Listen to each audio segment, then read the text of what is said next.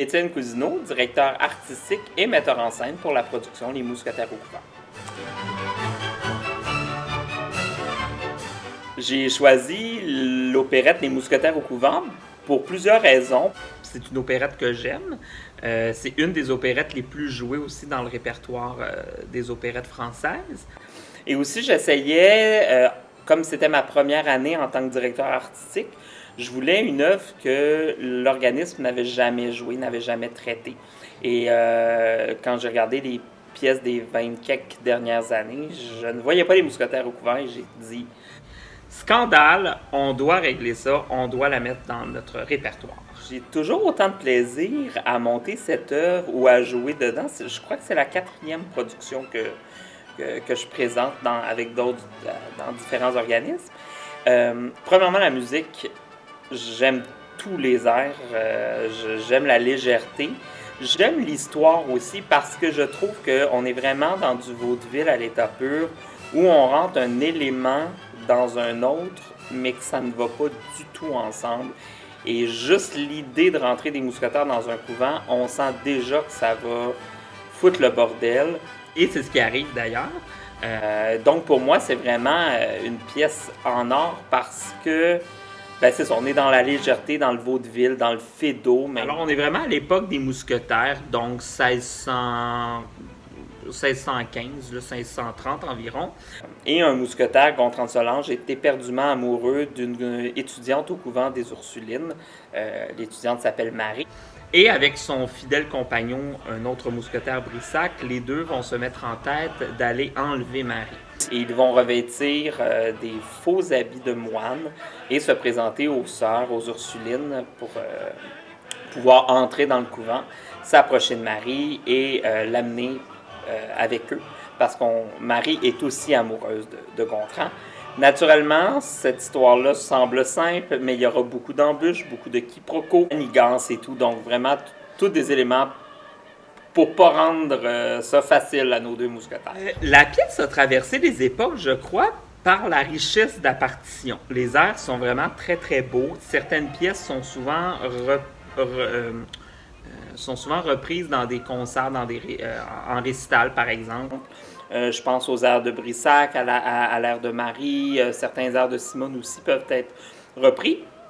Donc ces pièces sont devenues comme des classiques du répertoire.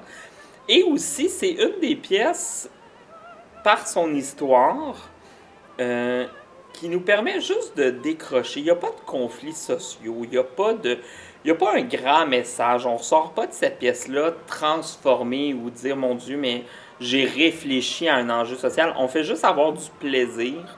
Et je crois que tout au long des époques, depuis la création en 1880, les gens avaient besoin de rire, avaient besoin de plaisir, et cette œuvre-là répond complètement à ce besoin. Le plus grand défi pour actualiser cette pièce, c'est justement de l'actualiser, parce que les mousquetaires, c'est tellement historique au 17e siècle. Un couvent, oui, ça existe encore de nos jours, mais c'est plus tout le monde qui a connu l'époque des religieuses, l'époque des couvents. Donc, c'est oui de l'actualiser, mais sans dénaturer l'œuvre, sans en perdre son essence, sans perdre ce qui fait du livret la force, donc tous les quiproquos. Donc, moi, j'ai décidé d'aborder ça, donc très traditionnel. On est en 1600, au courant du 17e siècle, mais avec des expressions, avec des postures très modernes. Je pense au rôle de Louise, qui se trouve à être la sœur de Marie, qui est une espiègle. Des espiègles à l'école, tous les professeurs vont dire oui, on en a. Donc, c'est d'arriver avec une attitude très moderne, mais dans un contexte historique. Donc, c'est le défi et la façon dont j'ai décidé de traiter cette production. Pourquoi on vient voir une opérette? Parce qu'on veut rire, parce qu'on veut découvrir une œuvre, un incontournable du genre. L'opérette aussi est un très très bon moyen pour ceux qui ont un peu peur, qui ont des préjugés avec l'art lyrique, de dire je ne sais pas si j'aimerais ça aller voir un opéra. L'opérette est une bonne porte d'entrée au domaine lyrique. Les voix sont lyriques, mais l'œuvre est très abordable, très accessible. Donc, c'est une façon de tester notre appréciation du genre. Et avec le Théâtre lyrique de la Montérégie, c'est notre retour post-pandémique. Donc, c'était de trouver une œuvre, qui allait refaire la chimie de groupe, qui allait aussi procurer beaucoup de plaisir à l'organisme, au cœur, durant la pièce.